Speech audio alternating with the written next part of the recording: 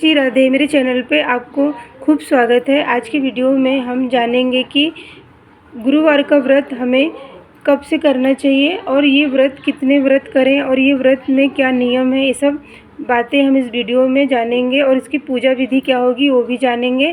तो फ्रेंड्स, जो गुरुवार का ये व्रत है ना, ये भगवान विष्णु के लिए किया जाता है और इसे कहते हैं कि इस व्रत को करने से इन जो हमारा व्रत है उसकी मनोकामना ज़रूर से पूरी होती है। तो अगर ये व्रत कोई भी कुंवारी कन्या रख रही है या फिर शादीशुदा महिला रख रही है, आप शादीशुदा महिला जैसे अपने पति के लिए रख रही है या फिर कुंवारी लड़की अच्छा वर पाने के लिए कर रही है, तो ये मनोकामना ज़रूर से मिलती है और ये व्रत करने से कुंवारी लड़कियों को अच्छा घर परिवार मिलता है। तो इस व्रत को हमें ज़रूर से कोई भी इस व्रत को कर सकता है। तो फ्रेंड्स, यहाँ पे ना आपको ये व्रत कौन से महीने से करना चाहिए, तो वैसे तो कहा जाता है कि जो माघ का महीना होता है इस व्रत को करने से सबसे अच्छा महीना बताया गया है। लेकिन आप इस व्रत को किसी भी महीने से शुरू कर सकते हैं, लेकिन वो महीने में अगर शुक्ल पक्ष का जब आ जाए ना तब आपको व्रत उठाना चाहिए। कोई भी नया व्रत अगर आप उठाते हैं तो हमेशा शुक्ल पक्ष का पहला गुरुवार हो उस दिन आपको गुरुवार का व्रत उठाना चाहिए।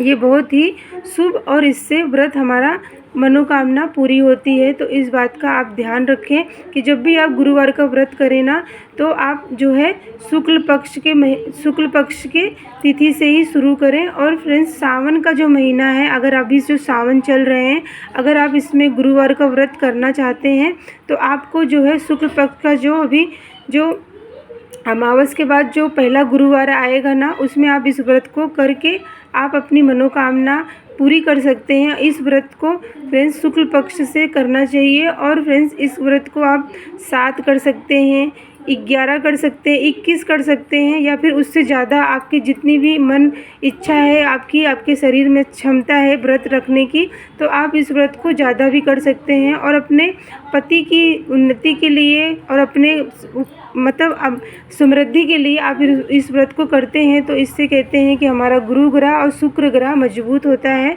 तो इस व्रत को हमें ज़रूर से सभी महिलाओं को, कुंवारी कन्याओं को ज़रूर से करना चाहिए और इसे मनोकामना पूर्ति करने वाला भी व्रत कहा गया है। तो फ्रेंड्स, हमें इस व्रत को ये जाने कि हम कब ये व्रत कौन से महीने से कर सकते हैं। अब हम जानेंगे कि इनकी पूजा विधि क्या है।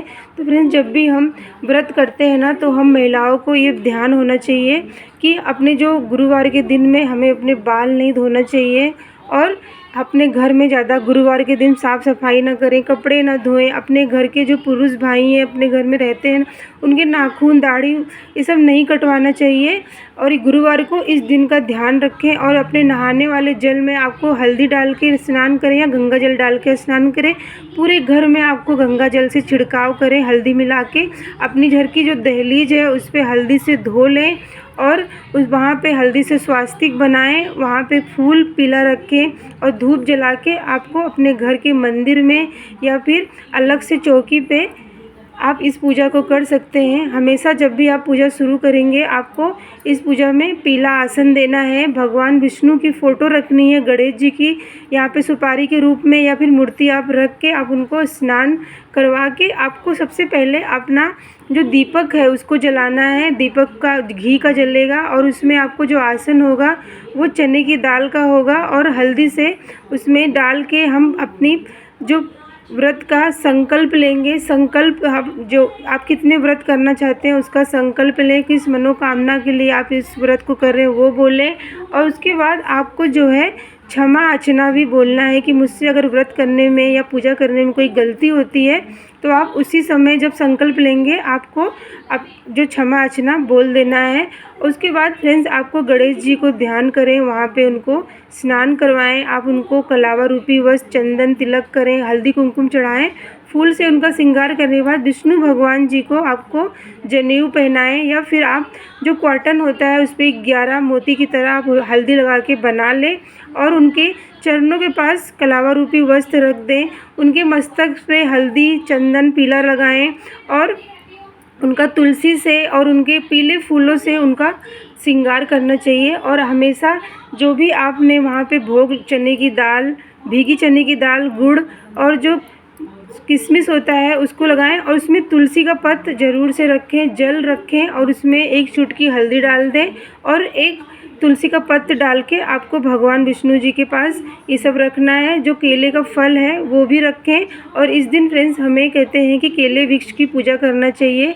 केले की जड़ में आपको हल्दी वाला जल डालें और भीगी हुई चने की दाल, गुड़, हल्दी और जो किशमिश है वो रखें, तुलसी का पत्त रखें और केले की जो उसमें आपको कलावा रूपी वस्त्र बांध दें और दीपक जलाएं। दीपक का जो आसन होगा वो भीगी चने की दाल है, हल्दी से अच्छे से वहाँ पे पूजा करके आप धूप दीप दिखा के आप फ्रेंड्स जो है वहाँ पे भी आप कथा पढ़ते हैं तो आपको ये भी वही फल मिलता है। तो फ्रेंड्स आपको वहाँ पे 7 परिक्रमा ज़रूर से करनी है। उसके बाद फ्रेंड्स जो है यहाँ पे आपको घी गुड़ से अगियारी करनी है गाय के उपले के पास। तो इस दिन आपको इस तरह से हवन करने से पहले आपको कथा पढ़ लेनी है, फिर हवन करें। कपूर से या फिर घी के दीपक से आपको विष्णु भगवान जी की आरती करना है और उसके बाद फ्रेंड्स आपको ये पूजा हो गई। उसके बाद आपका जो व्रत है ये आप इस व्रत के दिन आपको नमक का सेवन नहीं करना चाहिए। गुरुवार के व्रत में हमेशा पीला भोजन ही खाया जाता है बिना नमक का। आप यहाँ पे पीली रोटी खा सकते हैं गेहूं की और वहाँ पे बेसन का हलवा, बेसन की रोटी बना लें या फिर आप पीले लड्डुओं का भी भोग लगा के आप खा सकते हैं। तो इस बात का आपको ध्यान रखना चाहिए। और जो भी आपके पीरियड हो जाते हैं तो अगर आप पीरियड में भी इस व्रत को छोड़ना नहीं, आपको करना है। जब भी आप ये पीरियड में आप व्रत करेंगे वो व्रत काउंट होगा और जब भी आपका व्रत 11 हो जाए या 21 हो जाए ना तो आपको 11वें दिन जब आपका व्रत पूरा हो जाए तो आपको 12वें दिन आपको उद्यापन भी करना है। आपको क्योंकि जितने का संकल्प आपने लिया है उतने व्रत करके आपको संकल्प लेके आपको उद्यापन भी करना है। और उसका जो ये व्रत है इस तरह से हमें इस व्रत को करना चाहिए और इस व्रत को करने से हमारी जो मनोकामना वो ज़रूर से पूरी होती है।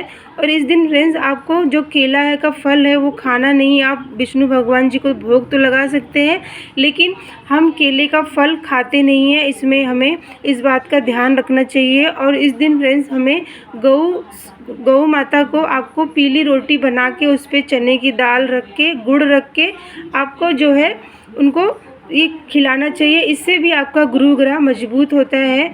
और इस तरह से अपने व्रत का आप जो पूजा व्रत करते हैं उसका पूरा नियम आपको करना चाहिए। इस व्रत को करने से हमारी मनोकामना ज़रूर से पूरी होती है। चाहे वो कुंवारी कन्या कर रही है तो उसको अच्छा घर परिवार मिलता है या फिर आप अगर महिला हैं अपने पति के लिए कर रही हैं तो उनके भी जीवन में उन्नति तरक्की होती है। और फ्रेंड्स हमेशा अपने माथे पे भी तिलक हल्दी से लगाएं, अपने पति के भी लगाएं और अपने अगर हम महिलाएं हैं तो हम अपने बाएं हाथ की कलाई पे हल्दी लगाएंगे, मस्तक पे लगाएंगे और उसके बाद अपने गले के कंठ पे हमें हल्दी ज़रूर से इस दिन गुरुवार के दिन लगाना चाहिए। जितना हो सके हमें पीला भोजन खाना चाहिए व्रत में। तो मिलती हूँ मैं फ्रेंड्स आपको अगली वीडियो में। तब तक के लिए जय जय श्री राधे।